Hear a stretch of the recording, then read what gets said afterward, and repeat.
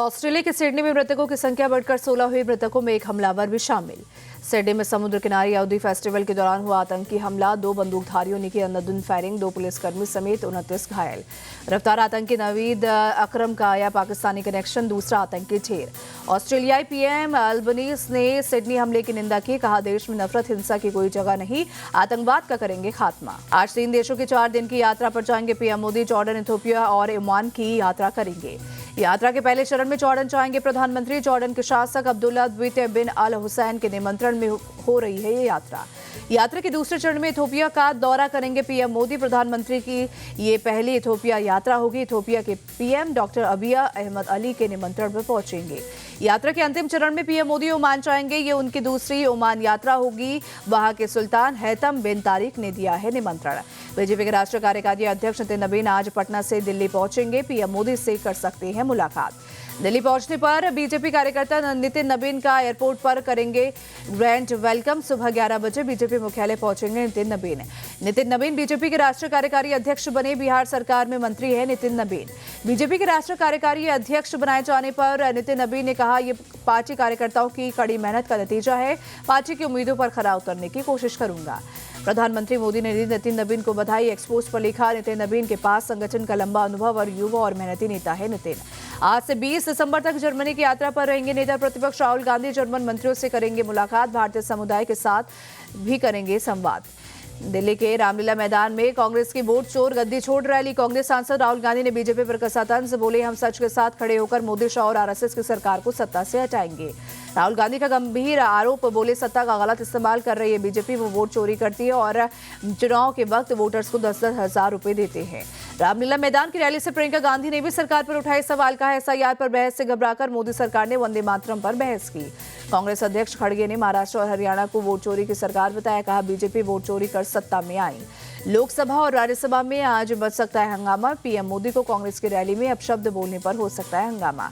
BJP सांसद सुधांशु त्रिवेदी का बयान। कांग्रेस अब मुस्लिम लीग माओवादी एजेंडे पर चल रही है। अपने मंच से अराजकता फैलाने का काम कर रही है।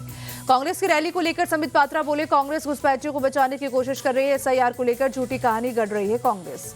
पंकज चौधरी बने यूपी बीजेपी के नए अध्यक्ष। पीयूष गोयल ने किया पंकज चौधरी के नाम का ऐलान। यूपी बीजेपी के नए अध्यक्ष चुने जाने पर पंकज चौधरी ने कहा, मुझे जो जिम्मेदारी मिली है उसे बखूबी निभाऊंगा। उत्तराखंड के सीएम पुष्कर सिंह धामी की आंध्र प्रदेश में जनसभा। मदनपल्ली में पूर्व पीएम अटल बिहारी वाजपेयी की प्रतिभा का अनावरण किया। अटल जी के योगदान को किया याद।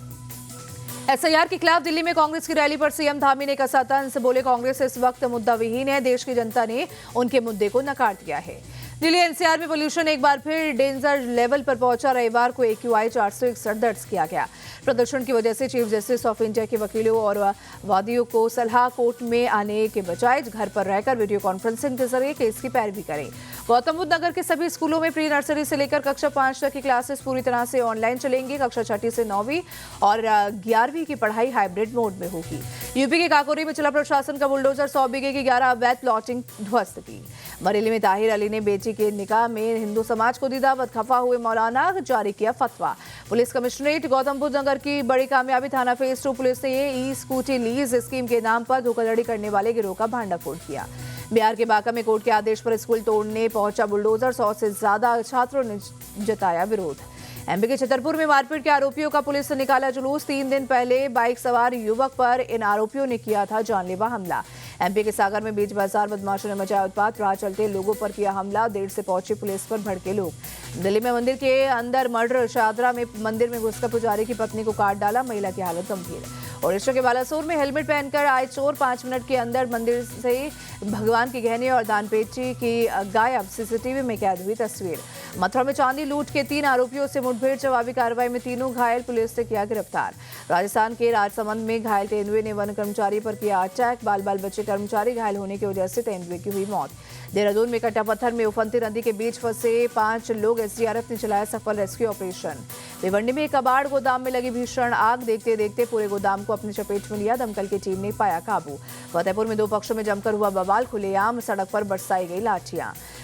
मारपीट में 2 सगे भाई समेत महिला गंभीर रूप से घायल, वीडियो सोशल मीडिया में वायरल। पुलिस जांच में जुटी। बहराइच में वन विभाग ने छठे आदमखोर भेड़िए को मारा, इलाके के लोगों ने ली राहत की सांस। भारत ने धर्मशाला में तीसरे टी20 मुकाबले में साउथ अफ्रीका को 7 विकेट से हराया। 5 मैचों की टी20 सीरीज में 2-1 की बनाई बढ़त।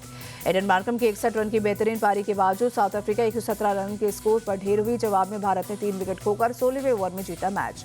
भारत के लिए अभिषेक शर्मा ने 18 गेंदों पर 35 रन की ताबड़तोड़ बल्लेबाजी की। शुभमन गिल 28 और तिलक वर्मा ने 26 रन बनाए। भारतीय तेज गेंदबाज अर्शदीप सिंह ने बरपाया कहर, 4 ओवर में 13 रन देकर 2 विकेट झटके प्लेयर ऑफ द मैच चुने गए। हार्दिक पांड्या टी20 में 100 विकेट पूरे करने वाले तीसरे भारतीय बने। ट्रिस्टन स्टब्स को बनाया अपना 100वां शिकार। अर्शदीप सिंह और जसप्रीत बुमराह के क्लब में शामिल।